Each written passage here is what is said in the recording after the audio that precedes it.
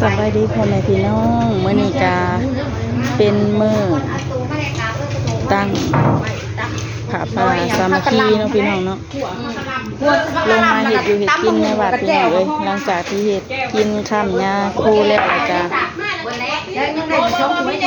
สิเฮ็ดให้อันผู้เฒ่าผู้แก่ผู้เพิ่นยิบคันหมกเบงเนาะพี่น้องเนาะเฮ็ดแนวเดียวเนาะกินไปย่อเพิ่นเนาะพี่น้อง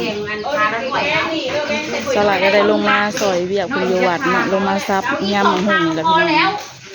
น้อยเปล่าเอาอีก2 พาพอได้มันบ่ได้มีแล้วได้ของกินเอามาแล้วต้ององค์มาจากองค์มาเพื่อจะ3 พาได้ก็สีวุ่นๆเนาะพี่น้องเนี่ยมันไหวอันตรวจเลยคันนี้คงกินเอาหมูอะไรไม่ไหวตรวจจัดเลยโทษแม่ครัวบ่ได้เด้อพี่เพราะว่ามาแจ้งบ่ฮกข่อยเฮ็ดไปเผื่อ8แล้วค่ะคอยบ่โทษคอยนะฮะขนาดนั้นยังว่า